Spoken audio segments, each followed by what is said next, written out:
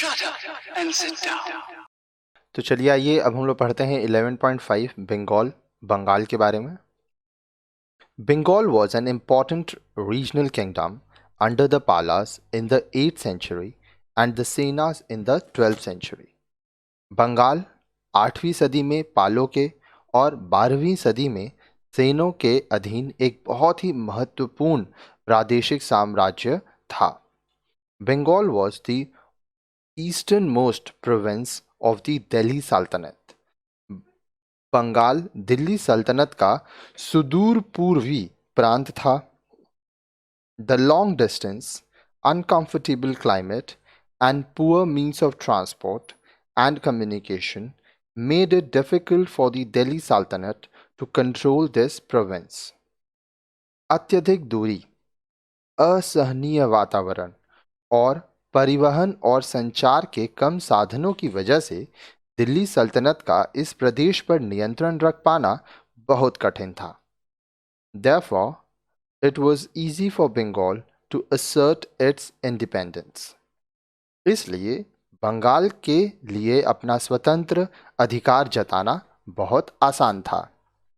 Ghiyasuddin Tughlaq tried to solve the problem by partitioning Bengal into 3 independent administrative divisions: Lakhnauti, Sadgaon, and Sonargaon. However, the problems remained, and finally Bengal emerged as an independent regional state in the 14th century. अब देखिए, गयासुद्दीन तुगलक ने बंगाल को लखनौटी, सतगांव और सोनारगांव के 3 स्वतंत्र प्रशासकीय क्षेत्रों में बांटकर इस समस्या का समाधान करना चाहा, परंतु इन समस्याओं का समाधान नहीं हो सका और अंत में बंगाल 14वीं सदी में एक स्वतंत्र प्रादेशिक राज्य बनकर उभरा। आगे देखिए। In 1342, one of the nobles, Haji Ilyas Khan, united Bengal and became its ruler under the title of Samshuddin Ilyas Shah and laid the foundation of the Ilyas Shah dynasty.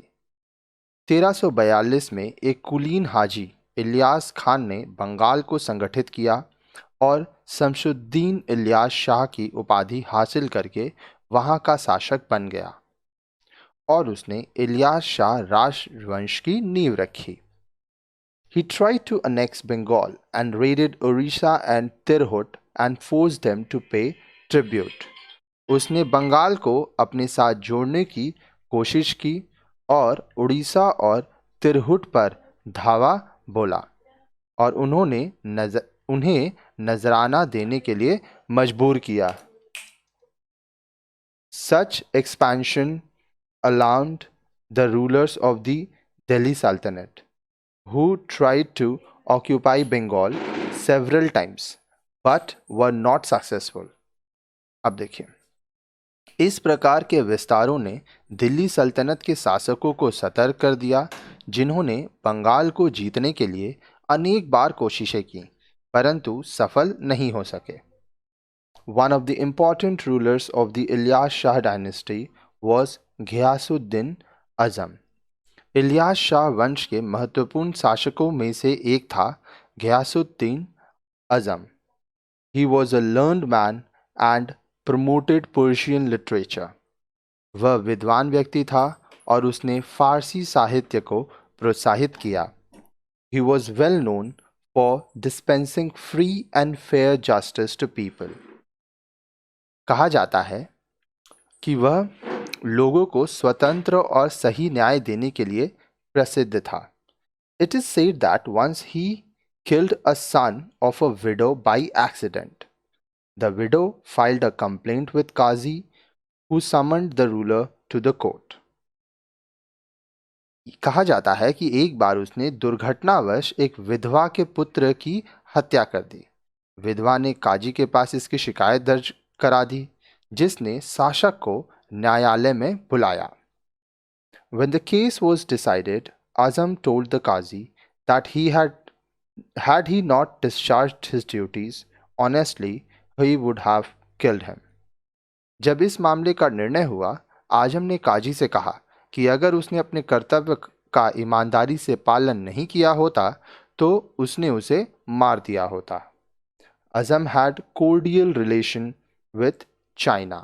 आजम के चीन के साथ बहुत मधुर संबंध थे.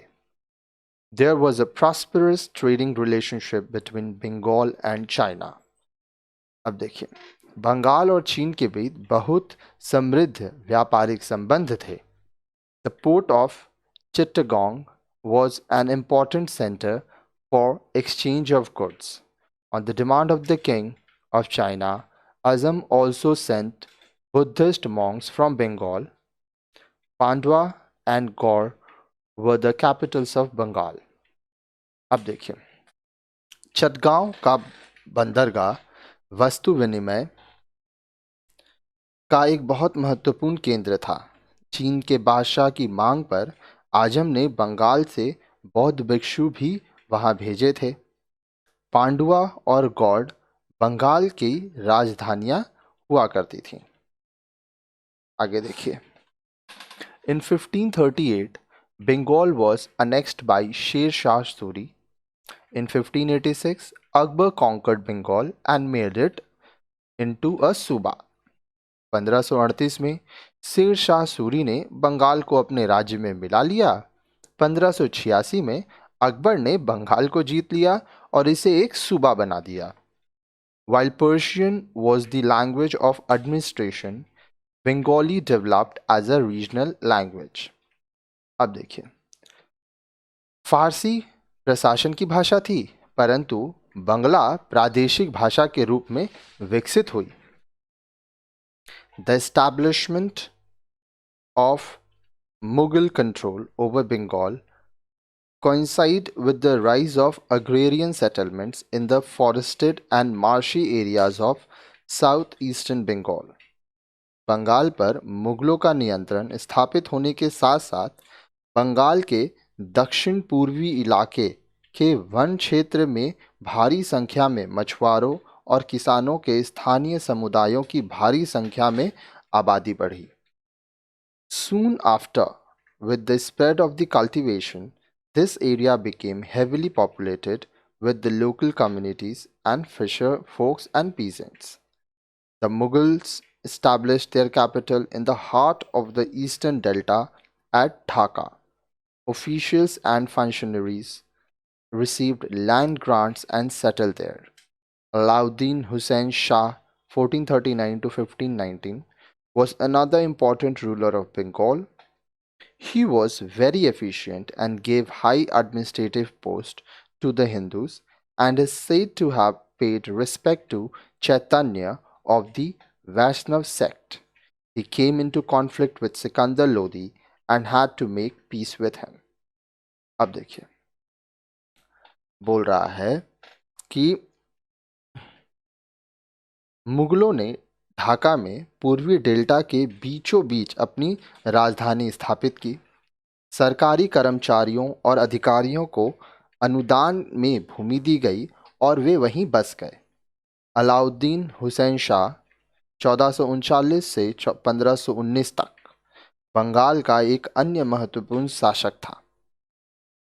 वह बहुत ही कुशल शासक था और उसने हिंदुओं को ऊंचे प्रशासनीय पदों पर नियुक्त किया और कहा जाता है कि उसने वैष्णव संप्रदाय के चैतन्य को बहुत सम्मान दिया.